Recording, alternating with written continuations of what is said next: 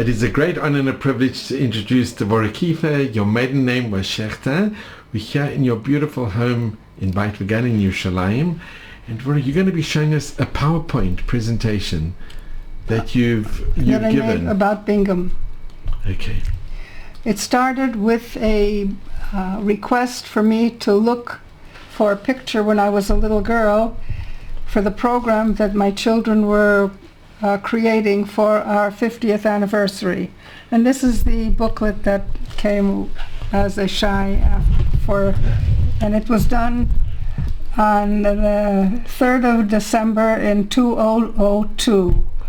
But they asked for the request a little bit earlier, so I went to my mother's box that she had left with me when she passed away, and I looked for pictures. And of course I didn't find. But there was a picture of the family that I don't know what happened to it here. Regardless, the picture that I found was non-existent, except for the one actually that I have here with the maid. I think you have it in the other. It was this one. This is the only one that I had found. I don't know if we can see it. It's very good. There's the maid. This is Paula Planins, the maid. And Devorah, where are you in the picture? I'm here. The maid is holding my little sister. She was not quite, she was about a year, maybe less than a year old. I'm almost 3. My brother Zalman and my brother Yossi. And my mother and father. And we were on a vacation place in the summer. No, this was in Vienna. In Vienna? Yeah. This was before we left. This is with our German maid. This is still when you were in Vienna? Yeah, this is our Vienna maid. The one who turned to to take all of our goodies when the Nazis came.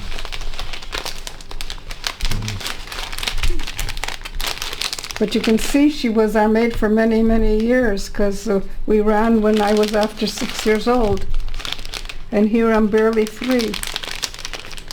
So she's... And you remember her? You have, oh, sure. You have memories of her? How? And was she pleasant to you, or did you... we knew, we didn't complain. We knew my mother and father were working in the store, and she was our maid. She was our maid for at least 4 or 5 years. She knew everything about the family and did everything. Okay. All right. Now we go to 3. I don't think you can see this. No, it's very good. Do you want me to make it larger? No, it's fine. It's good. I have to explain what happened. These are all the addresses, emails, my brother's friends. He sent them all this and wrote that it was perhaps this man who signed our visas. And what happened next is that this was the bakasha in English. The request. Thank you. The request to petition for an honorary stamp for his father, who saved Jews in France. So my brother writes there that it probably was Bingham who assigned our visas to come to the States. So I push the button to return, the return button, after I run to the box to look for the, and I write Yossi, you're right. Bingham signed all of her, and I write, return to all. So all of his people got this answer that he was right, that Bingham did send, give us our visas. And it didn't take long before Yossi then wrote to Bingham. He found his email, and besides looking for to help with the petition, he wrote to him. And this is what he wrote. Oh, this is the answer for Bingham.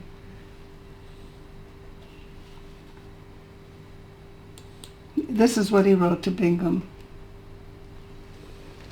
Can you read it, what it says?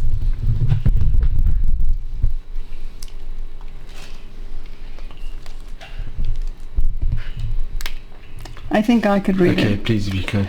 A friend sent me a news story regarding your late father's describing his life work and the delayed posthumous recognition.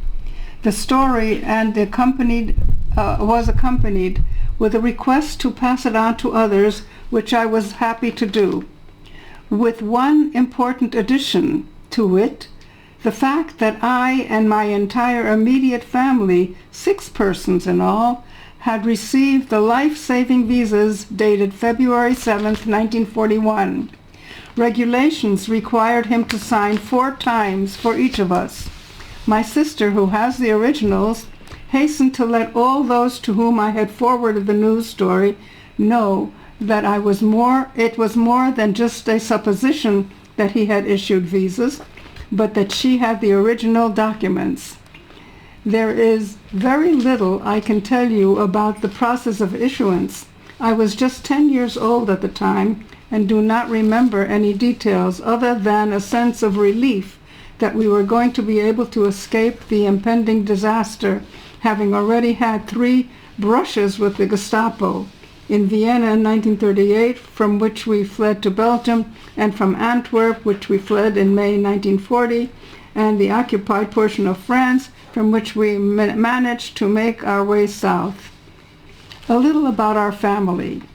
Our parents, Solomon and Gita Schechter, accompanied by 4 children aged 17, 10, 8, and 7, were able to embark on February 17th by way of the Antilles to reach U.S. territory in the Virgin Islands in March. Our parents are gone now, but there are quite a number of grandchildren and great-grandchildren scattered in many parts of the United States and Canada, and some of us now reside in Israel. We have, as a result of the news story, passed on the very aspect of their existence as having been dramatically affected by the actions of Hiram Bingham IV.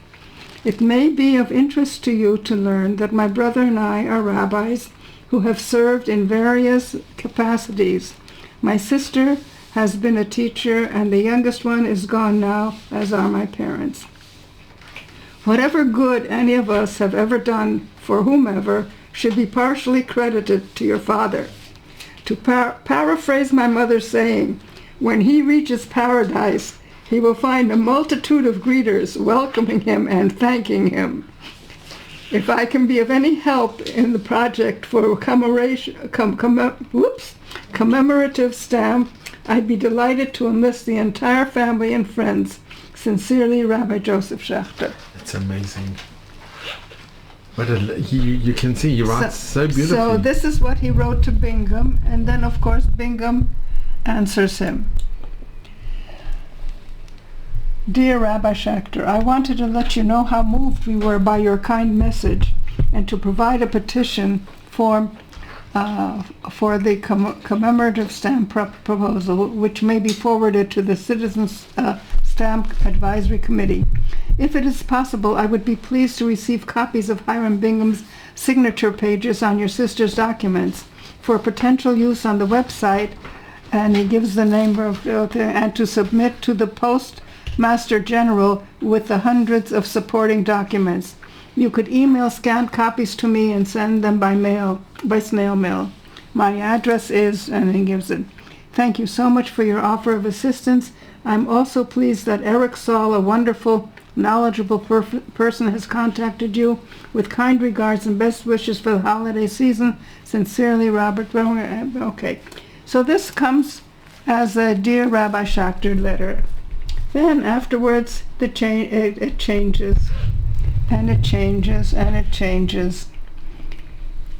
This is a letter that Yossi writes back to us to tell us what he's done.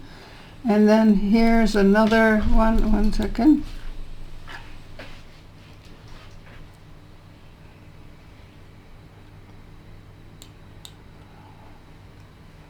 Okay.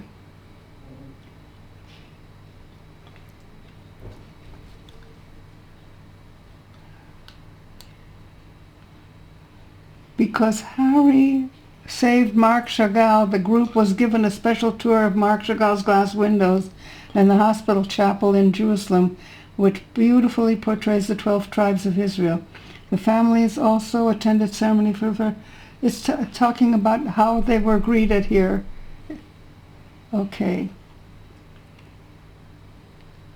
All right, next. This is the back page.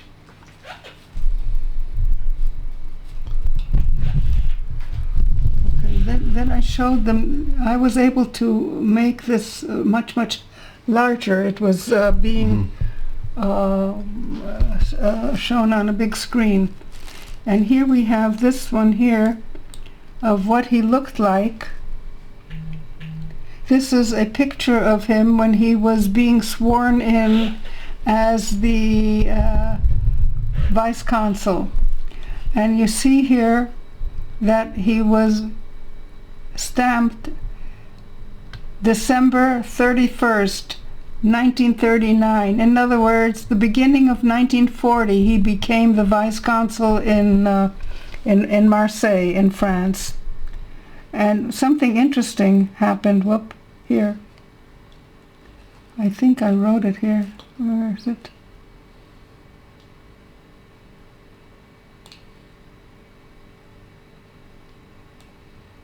This should be going up, but it's not going up. I don't know why it's not going up. It should go up. Because I have something here. Oh, so where is it? No. Where we have to go. I'll do it. I'll do it. No, it's not. Oh, here it is. Oh, yeah. There's something here that shouldn't be here. Come on. If you go over here. Here? And here. Because I have... I don't see... I can't get it. I'll see. Here, this? No. Here? Yeah. No, it's not doing it. The one next to it. There we go. Oh no, that's no, it, that's not it. So then it's on this side. It's here. Yeah. There we go. All right, let's see if I can get this up. Here, up. That's what I wanted to show. May 7th, 1941, from 1940, beginning of 1940, till May 7th, 1941, he was the vice consul in France. But he has, at this date, packed to go to Lisbon after serving 1 year and 5 months. In 1 year and 5 months, he saved over 2,500 Jews. He saved, if you can repeat that, he saved over... Over what?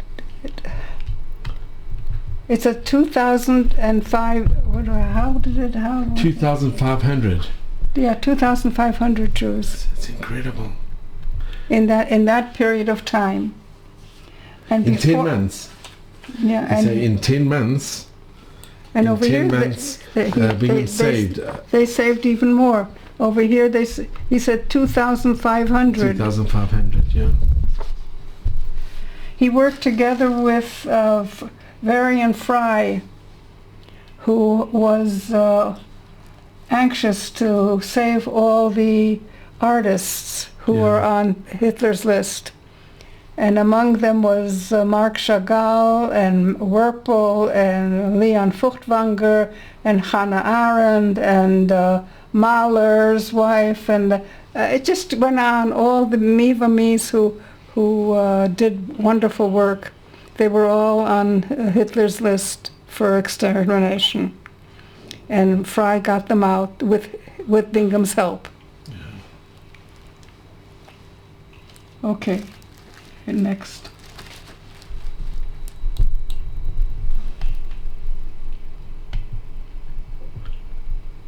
Oh, here this is the timeline. He says that I hate to think what is going to be like here after he is gone, because Bingham did all of the all the preparatory work. He was able to get the people who forged passports, who did all kinds of things to help Fry get them ready to leave. And when Fry came to France to try and find Furtwängler, because President's wife, Eleanor Roosevelt, wanted to save him, and he asked the Consul General to help him, and he was working with the Vichy, and he wasn't interested in helping him. But Bingham slipped him his card and said, "Come and see me sometime."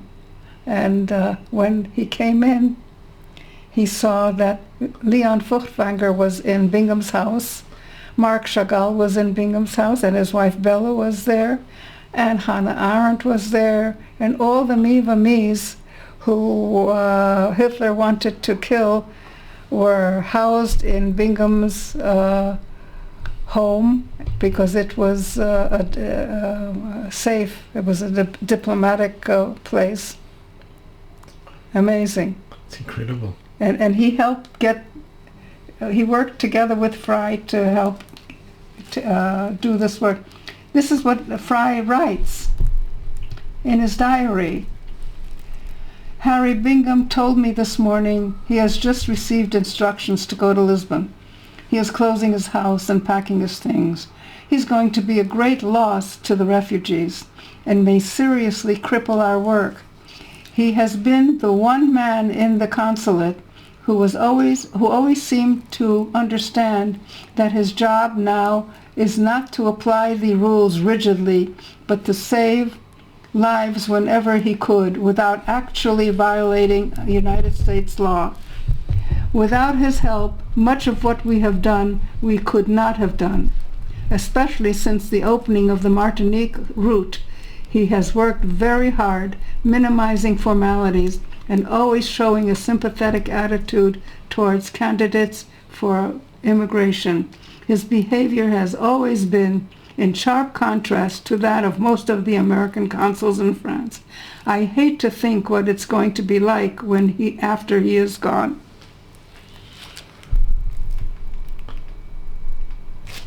Unbelievable. So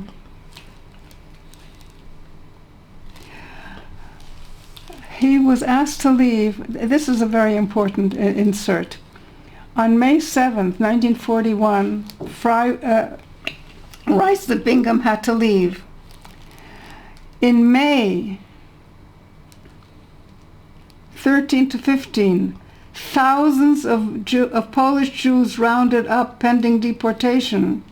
Between 10,000 to 20,000 deported businesses, homes, buildings, and other properties are confiscated. And there was a signed treaty with Pétain that France would hand over to Germany all the Jews, and it was called surrender on demand. And they demanded the Jews, and France surrendered them, and most of them were shipped off to Auschwitz. And this happened in May 41.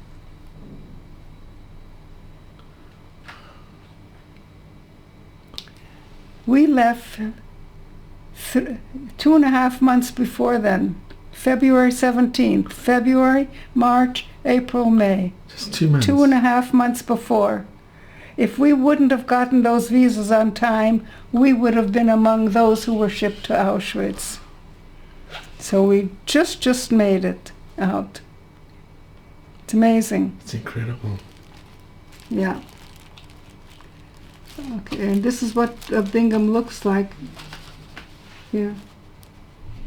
Where is this? This is in his later years, and this is the stamp that they issued.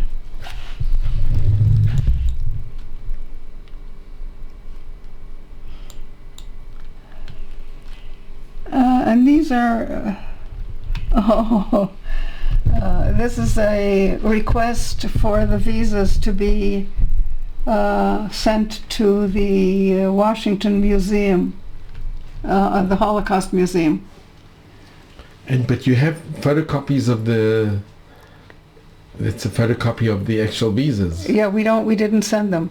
We sent them copies. Mm-hmm. We wouldn't part with the originals. And where you have one over here? What? Is one of the copies of the visas. Yeah, it's coming up. It's coming up. So this is this lady is Diane Zaltzman, who wanted to get the thing. So my brother writes her back that he's not going to give them to her. And where are the visas today? Huh? Where are the visas today? I have them. You have the originals. Yeah. You must keep it within the family. I'm going to give them over to my brother's son, because he's okay. So that's that, and then and here we see the visas one at a time. This is the front page. My father's signature and Bingham's signature. It's an interesting thing that you see on the top here. It says, affidavit in lieu of passport, which means that this is our passport. Because you never had a passport. This was... We didn't have one. This was instead of. So this is our passport. We used this to go to Canada. We used this to get into the United States. We used it for whatever we needed, a passport, until we became American citizens. And here's your father's signature, and... This is my father's signature right over here, and this is Hiram Bingham's signature. It's unbelievable to think that a piece of paper saved your lives. Well, it's all min hashamayim, but... That's right, and this is the... this is the visa. When I took these pictures, I didn't open up the red string that tied all the papers together. But later on, we did disassemble them. Devorah, do you remember having your picture taken? These pictures are not the same pictures that we took in Belgium. These are completely new visas. The ones in Belgium were not valid in France, and they asked for different paper. They asked for different sizes. They made whatever changes they could to make it more difficult for people to get the visas, because the State Department didn't want any more Jews. And these photographs, do you remember being photographed for the pictures? Do you remember? There were so many. No, I don't. I really don't. That's me over here, and my sister's below here. Your sister's at the bottom. Yeah, my sister's on the bottom. But I want to show you something that really threw me for a loop. This is an enlargement of the same visa, and I put a red arrow to show that I was born in Vienna, Germany. I always thought I was born in Vienna, Austria, but the United States acquiesced to the Anschluss when Austria was incorporated into Germany. So now I was not born in Vienna, I was born in Germany. Even though you were born before the Anschluss. Yeah, but that doesn't matter. Now they recognize it as Germany. It's amazing. When I saw that, I didn't believe it. You know, it just threw me for a loop. Yeah. This is the back of this. You can still see that I didn't pull all of this stuff away. Over here we were, they're stamps, and this one is from St. Thomas, and then we have some from another place we were in. We left on the 17th of February here. Some of it is written in English, some of it is in French. We use this as our passport. You can see over here. I'll show you this one. It's very interesting. I don't know if you can see that it says the Canada immigration. Can you read that? Yeah.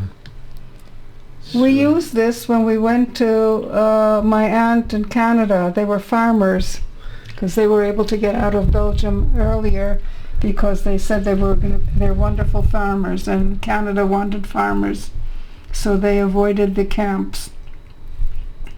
And since we hadn't eaten vegetables for so many years, my mother thought it would be a good idea, since we're all on my father's visa, I might as well just go with my father and my brother and sister to my aunt in Canada. And since she's on the farm, we'll be learning to eat vegetables and fruits, which we hadn't been able to do since we came to America. So we went to the farm, and we passed through with our visas. That was our passport. And my aunt used to ask me to please go and pick out 2 tomatoes. So I would go and I'd pull them out, and to take some cucumbers, which were on the floor. And I learned exactly where all the vegetables were, and she would make a salad. We never had to add salt or anything. Everything was so fresh and delicious. We actually enjoyed eating all the varieties of vegetables that we hadn't tasted in such a long time. It was wonderful. But this is the thing that allowed us to do the traveling, the visa.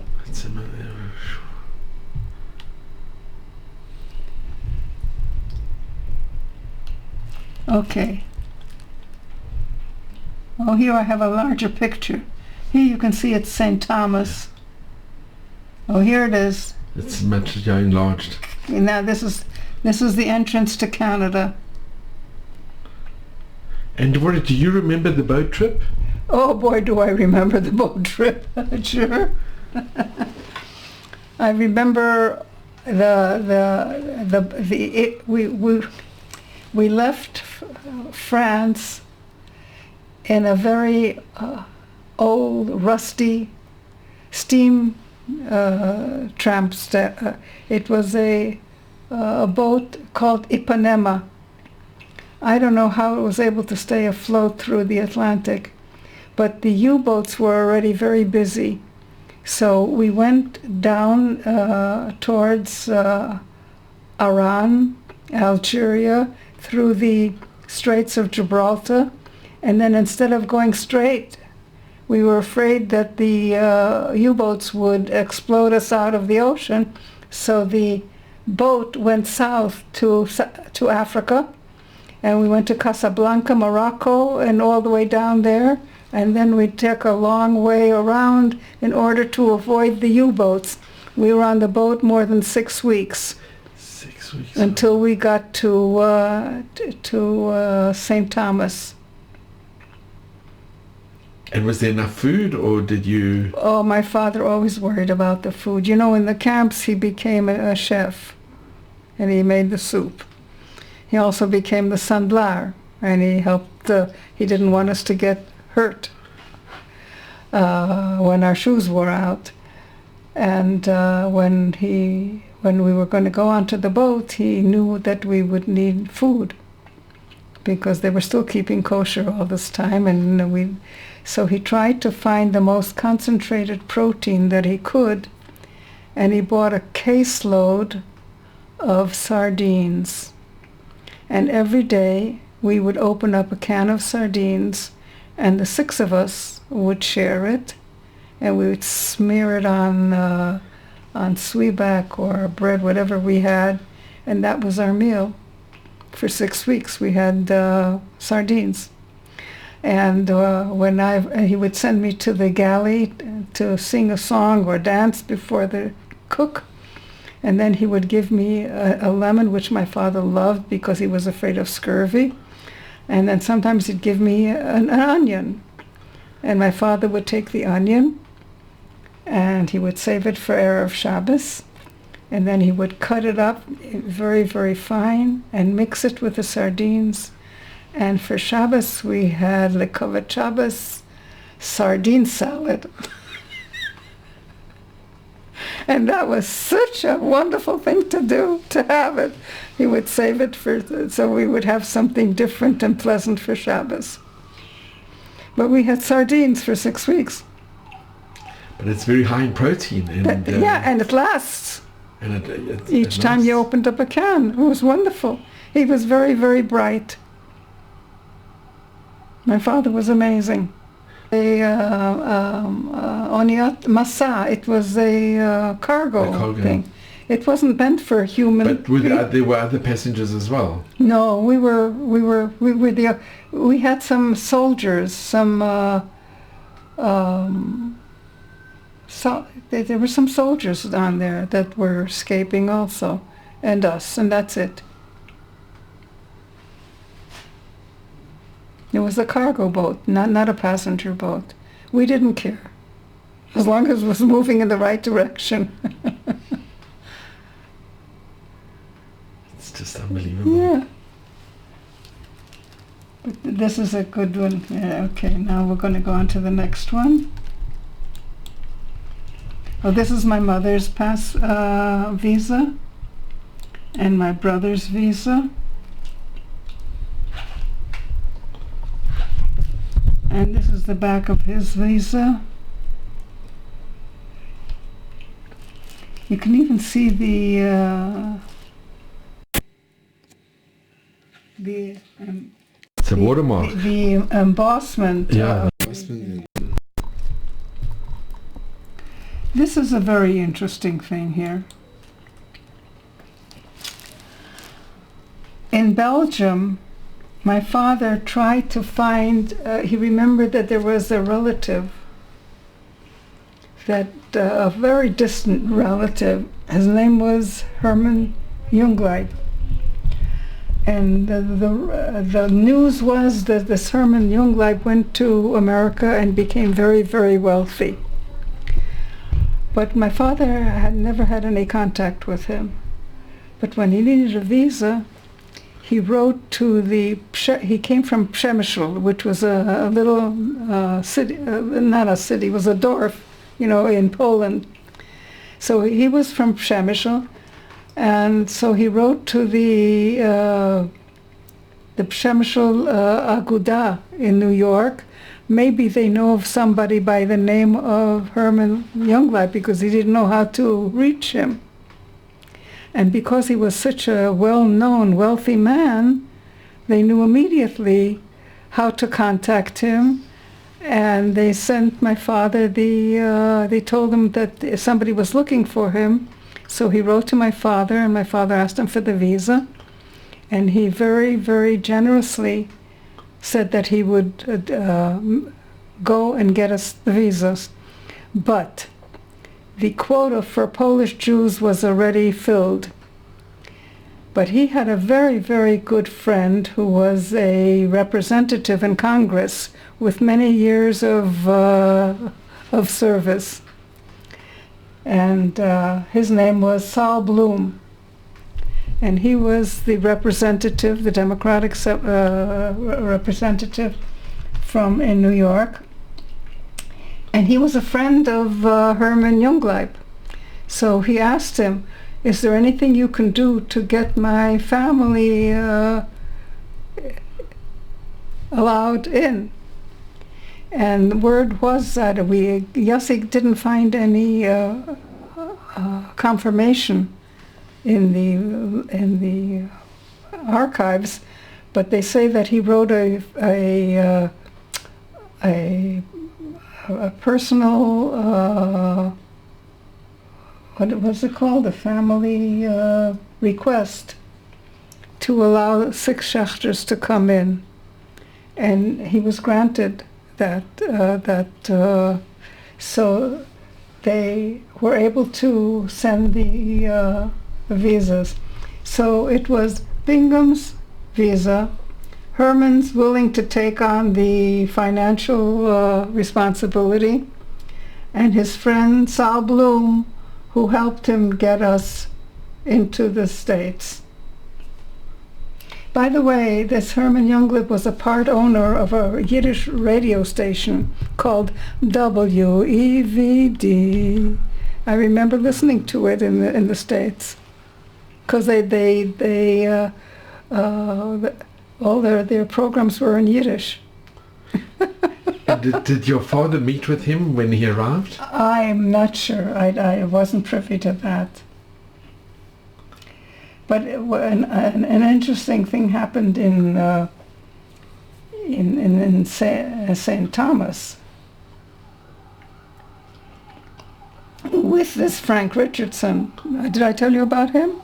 Oh my, that was another one. Okay, anyway, Yossi had this in his house.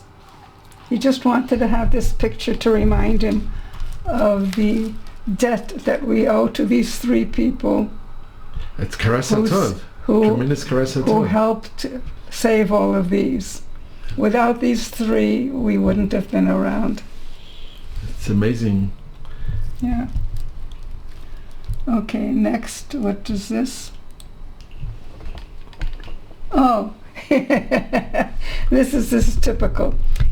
Before, Bingham always used to say, "Dear Rabbi Schechter." Now look how he's writing to him. Our dear friend. Now he's our dear friend. And later on he says, our mishpacha in Israel, So it keeps on getting better and better as the years go on.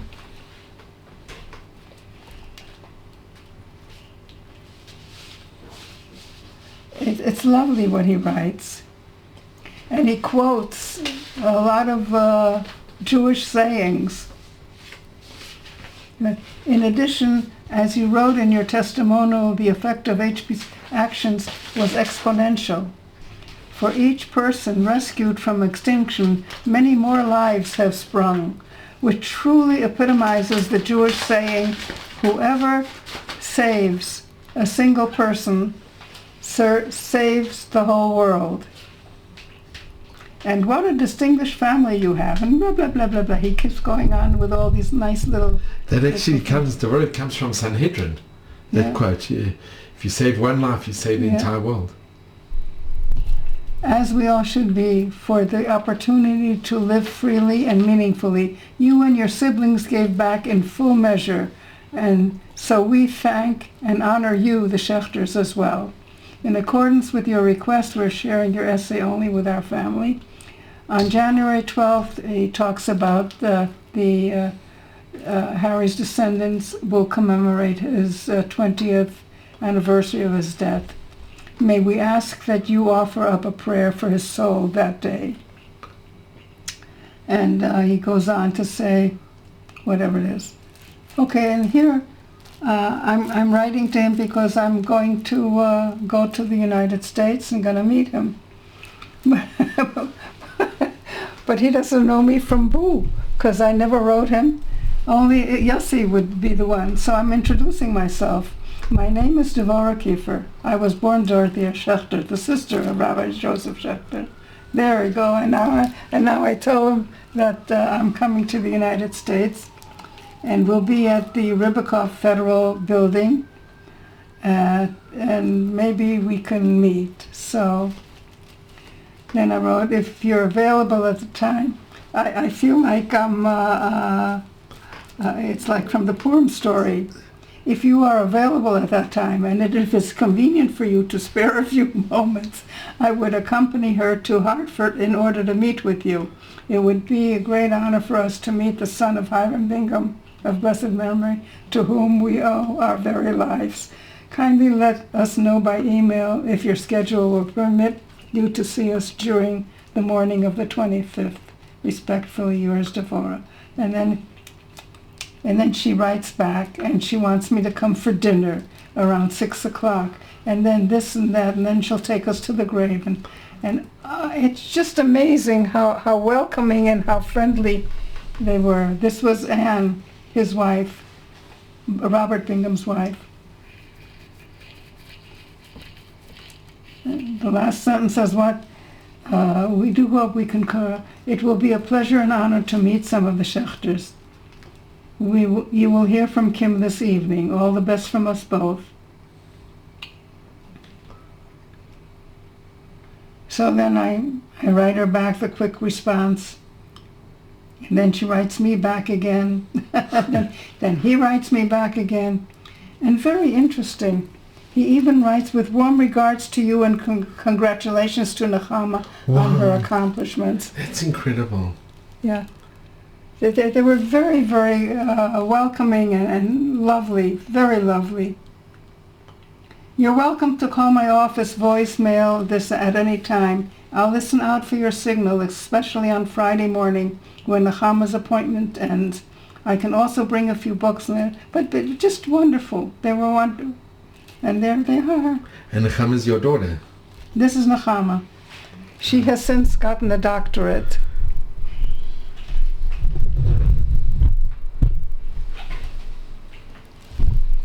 And that's her husband, Mati, and the 3 children, and the little one here.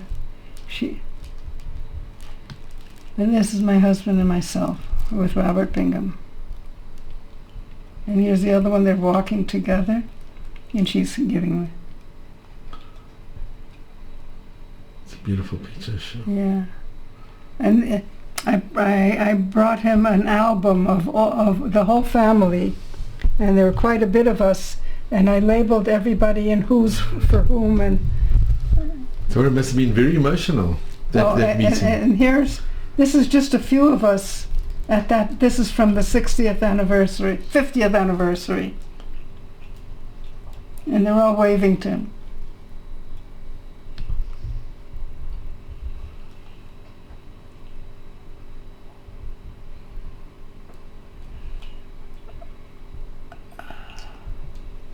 Okay, this is lovely, Kim. He's thanking us for honoring his father's yahrzeit. Yeah. It's such a schos to be able to say thank you. Not everybody has. It's the karas hatov. It's such an important.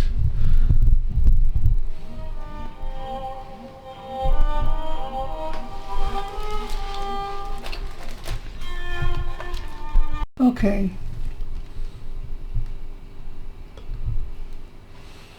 Oh. This is my brother's son, my nephew, who's writing this. And he's also a Rav. He's also a lawyer. Anyway, he has a lot of correspondence with the Binghams, and they were instrumental in arranging the Zoom that we had with the Binghams. It was wonderful. And this is Josh Scharfman. He tells them that, as my cousin Shalom has eloquently articulated, I too have adopted Uncle Yossi's practice and have made it a part of our family tradition. January 12th is a day of remembrance, reflection, and gratitude for our family and is being transmitted to the next generation with our 4 children. I often have the opportunity to recount your father's story and to impart and the impact on our family supported by our family's oral tradition. The Smithsonian article, which I've scanned and is always available on my phone at a moment's notice, and images of the phylactic honor bestowed posthumously by the USPS, the inspirational message of your father's actions and the immeasurable consequences for our extended families are being transmitted with deep gratitude and respect. Josh Sharfman, Joseph's youngest sister and family. It just goes on and on. Oh, this is the Zoom that we had.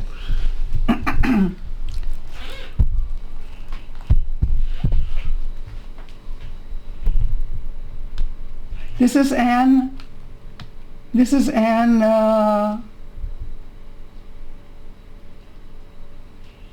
And this is Robert Bingham. And this is the one we always had the contacts with.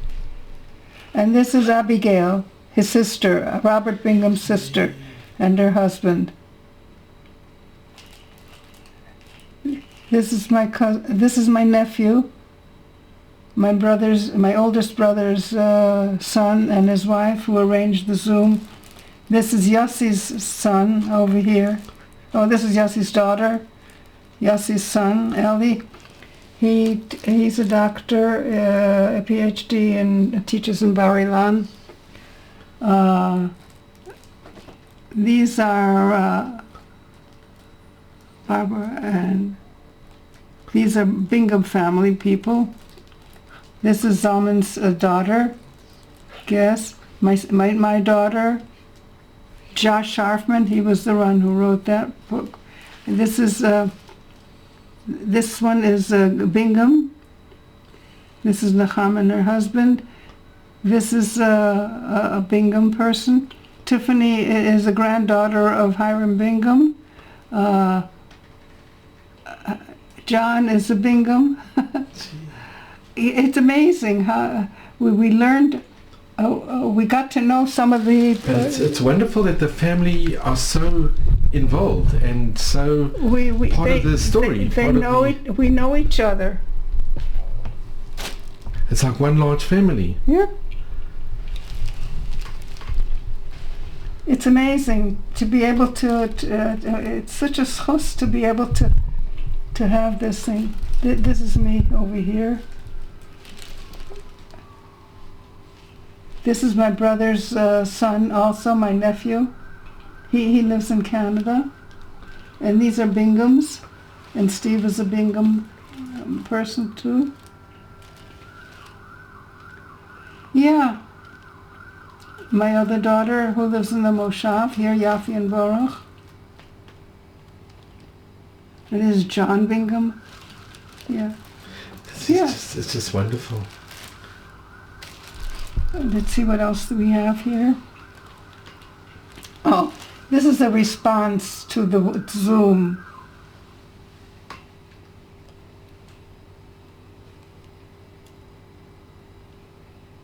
That was in 2021. Oops. When I finish this PowerPoint, I also wanted to mention about the other person that here.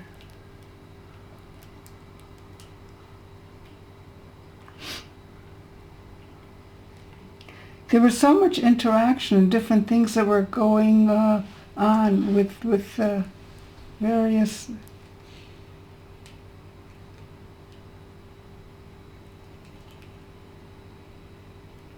Kim and Ann here.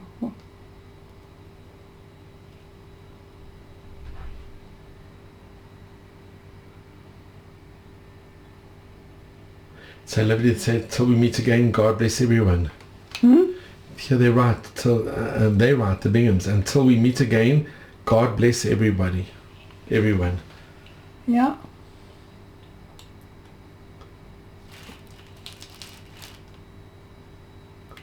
Then I showed this, and I wanted it.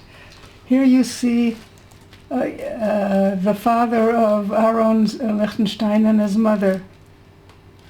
And this is the picture of when he was a youngster, and this is a picture that... The Rosh Yeshiva in the Gush. Yeah, yeah. And how did the family respond?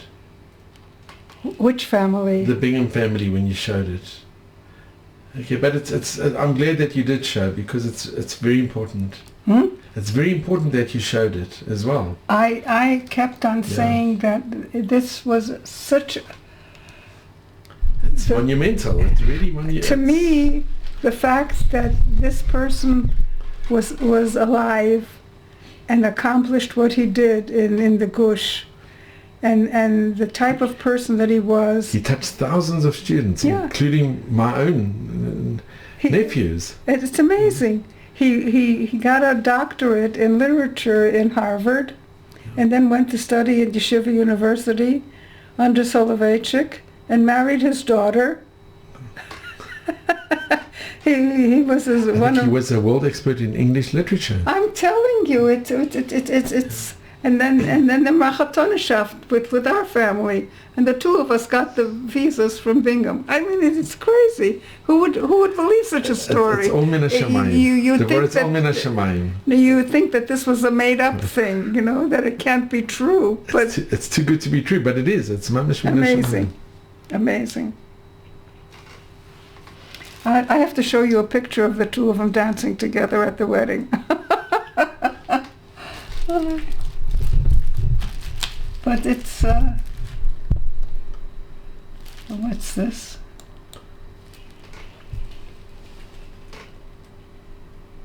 Oh, here. Here it is. The family.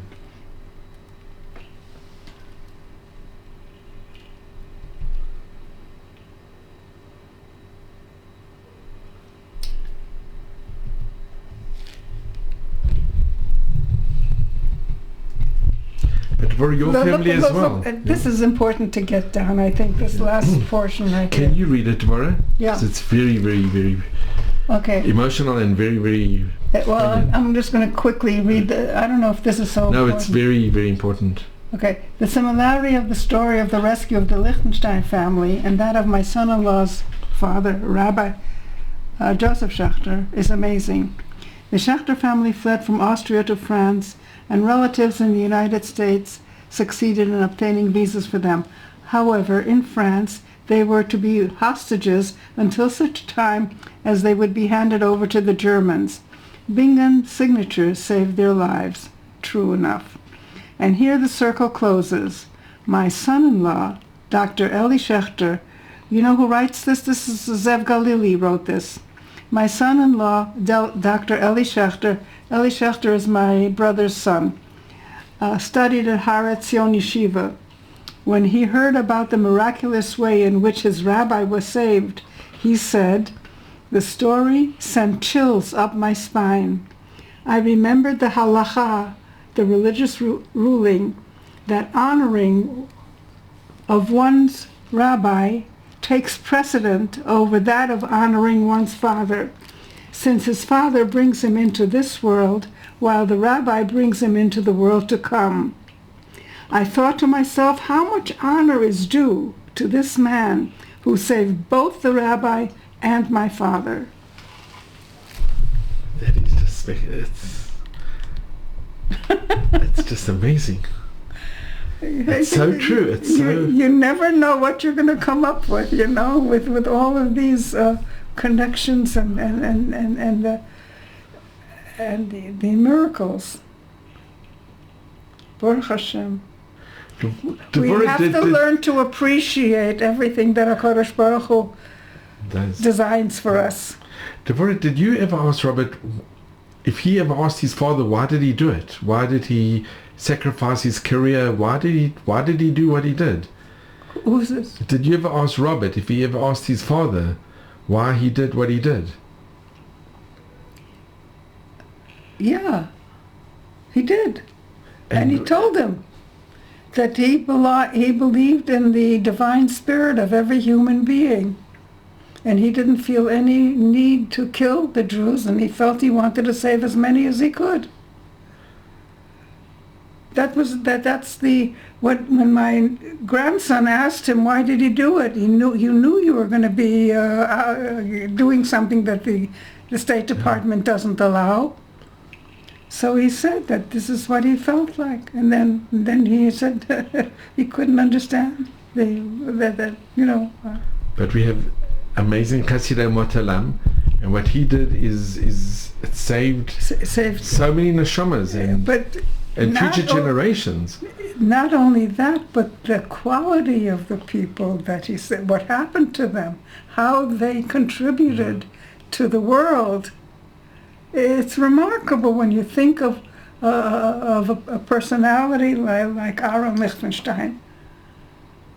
To think that he might have been sent to Auschwitz, it would be horrendous. How many students did he... the whole thing is... And what to think from those 2,500 that he saved, look how many families, look how many descendants, look how many neshamas. It's unbelievable. And about 6 million are gone. And people of a higher, I don't know. I think in general, everybody who was saved must feel such an achrayus to do good. But Devorah, what message do you give to your children and grandchildren and to the future generations? Just to be the best human beings that they could possibly be. That's all. To be respectful of the next person. It's so beautiful and it's so true. Is this still on? Oh no. Oh, I want to tell you something, but I don't. Okay. Devorah, there are no words to thank you. I am so incredibly grateful. The story, and there were 18 miracles that your family's... 19. 19 is an extra? The extra one was when my mother intervened to start all the other 18. Sure. But what's amazing is that with Bingham, he saved 2,500 people. And from those 2,500... 6 of them were us. It's just amazing. But Baruch Hashem, there's such karasatov, there's such gratitude, and I think you epitomize what you have done, and you've spent so much time perpetuating his memory, which is so important. I think that it's a wonderful schus to be able to say thank you. I couldn't agree more, and I'm so grateful to you as well, and I hope whoever sees this will be touched by this and will learn by it, and you really are someone we should all strive to emulate. You really are. But thank you so much, Devorah. You just have mazel and bracha, and I'm so grateful to you. It's a pleasure. So Devorah, about 17 years ago, you with your husband went to meet Robert Bingham. We met Bingham because we were in the States, and we had to be in Connecticut. And Robert Bingham was a lawyer in Connecticut in the same building that my daughter had to be at for her children's citizenship papers. So we met him, and he wanted to meet us for lunch, and we went somewhere, and he had lunch, and we had a drink, and it was lovely. And so this is Robert Bingham, and my husband and I. If we could just show. And when you contacted Robert Bingham to mention that you want to meet him, he was very positive? He invited us for dinner, and he wanted to take us to Hiram Bingham's grave, and I said that would be so wonderful. We'd love to say some Tehillim and give as many blessings as we could, and it was going to happen, but they wanted us to come over Shabbos, and we had to refuse. Also, the meal wouldn't work out, so we met at the an institute, the building at the ministry of, and where he was working. And then we spoke, and I gave him the pictures of all of us and the whole family. And you showed the picture now, and that was the picture then of the 50th wedding anniversary, which started the whole chain of finding the visas. So you in the top and your brother. Wow. Yeah, my brother Yossi, who was the chief correspondent with Bingham all the time. And here's a picture of the family meeting with Bingham. And my daughter, her husband, and her three children there. She has a fourth one now, but 3 of them were at the thing. Yes, you with your brother. Yeah. Here we were leaving the building of the law building, and we went out to have a drink. And my little granddaughter is holding Robert Bingham's hand, which is something that never, ever, ever happened before or after, because her mother does crisis intervention for people who are molested, and the children have learned never, ever to let anyone hold your hand or take you anywhere. But this was not with the Binghams. She felt that very comfortable holding his hand, and we were marching along to the place where we had a drink. It's incredible. Yeah. The 2 of them, they had such a nice interaction. It was lovely. I told you the story about the boy who asked him why his father did this. If you could just repeat again, because it's such an amazing story. He couldn't understand. Where's the picture of the boy? This one here. He asked him, "Why did your father do this? He knew he was going to get into trouble for saving Jews. Why did he bother?" So Bingham answered, "Because he believed in the divine spirit of every human being." And this poor little kid didn't know those words. He was an Israeli. He didn't know what divine and spirit, what is it? I translated it for him in Hebrew, and I said, "Hu ha'amin b'tzelem Elokim sheyesh b'chol ben adam." And then he had a reaction, "Aval ze shelanu," as if the Torah is exclusively for the Yehudim. And he couldn't understand, how is it that other religions are using the Torah as well? So that was an interesting education for him. But it's also Chasidei Umot Olam. Yeah. But he thought it was exclusively only for Jews. This is a shalanu. Yeah. And did you keep a connection with the Binghams? All the time. We had a Zoom with the whole family, not just with Robert Bingham. Up until that time, we only knew about him and his wife, Anne. But everybody wanted to get to know. When Yossi wrote, he said, "You can share what I'm writing with your immediate family, but please don't put it out, for the public." So they had a feeling already for the family with the correspondence that my brother had with Robert Bingham. And then when we had the Zoom, we got to meet all the children and the cousins of Bingham, and we had an interchange. I showed you a picture of the Zoom, so that was really remarkable. And Yossi was very instrumental in making this happen, in doing the connection with the Bingham family. That was my brother, yeah, Yossi, yeah. But there was some correspondence that were really remarkable. What was it?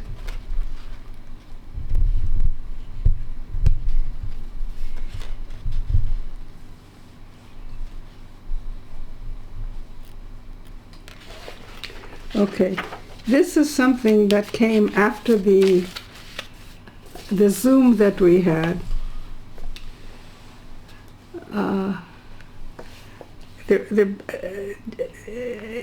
Everybody was so high. They were so emotional about getting. We were talking to people that we had a feeling of a great debt towards them, and it was lovely. It was a lovely exchange. And my nephew, my sister's son, wrote a letter to the Binghams after this Zoom, and this is what he wrote.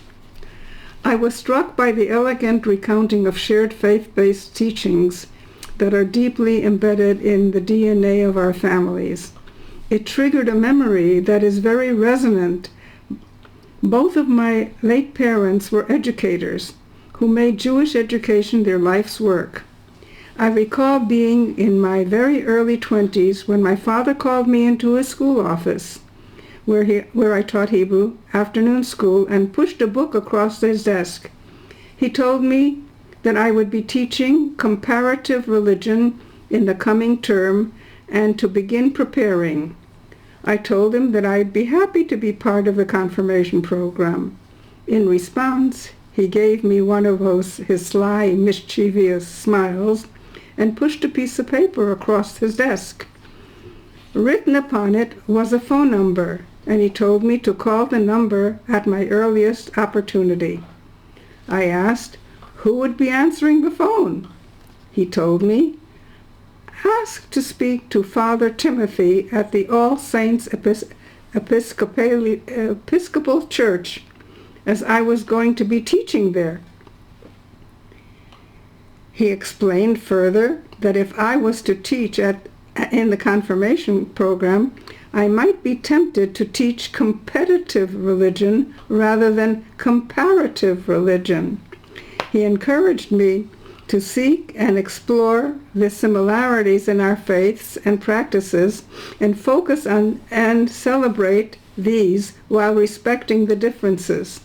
The memory and the memory of the experience that followed showered me as it cascaded from the depth of my memory as your father's background, upbringing, and philosophy, and the philosophy he practiced, espoused, and infused in his family was recounted. And in my cousin Ellie, who so eloquently shared today, and I paraphrase, how wonderful to share bright, shining, inspirational reflections in what was otherwise a dark and horrific time. And he was explaining this, and this is what he wrote in the letter to the Binghams. Adding to the Hebrew vocabulary, which includes shalom, bashert, mishpacha, lehitraot, until we meet again and see each other again, warm wishes to our shared families. And this is a thing from the Sharpman family. So there's an answer from the Binghams. Dear Josh, many thanks for your thoughtful, poignant, and witty reflections on our family gathering yesterday and the memory that it inspired. Clearly your father had a sense of humor, while at the same time expecting you to be open to the deep shared roots of our two faiths. We loved his adjuration to teach comparative rather than competitive religion. Yesterday we represented a shining moment in our lives, and we eagerly look forward to more such gatherings. We hope in person in not too distant future. In the meanwhile, we close with lehitraot, as well as thank you and loving greetings in Hawaiian, the language that we, and then he goes on to say aloha and all the other things that are, but it's just it's amazing. It's a constant. It's wonderful. You can see the closeness. And they keep saying our mishpacha in Israel. You know, they learned a few Hebrew words, you know, which they use, and it's just a very pleasant interactions that we have, and we very genuine. Yeah. Very genuine. Yeah. But I wanted to show you a few things, but not on the thing. Not yet. And Devorah, the movie that they made is going to be coming out soon. I hope so. They'll notify me on the email. So they have the email. It's going to be a part documentary movie. I think it has a lot of people telling their stories and how there were rescuers all over the world, and it's a composite of all the different stories, and each one is very different. When I was picked up to be interviewed, the man who was sitting in the van when we were taken to the studio was from Sweden. And his father, or his grandfather, either his father or his grandfather, had some sort of a connection with someone in Argentina. And he was not Jewish, this man. He wasn't a diplomat or anything. But for some reason, he saved many, many Jews. And it was a long-distance thing. I mean, this man is in Sweden, and he's in Argentina. And they wanted to find out how this connection worked and how many people did he save. And so it's just a very broad kind of a survey of all the people who went out of their comfort zone to help others survive. And sometimes at great risk. Most of them. Yeah. Well, with Bingham, he killed his career. Yeah.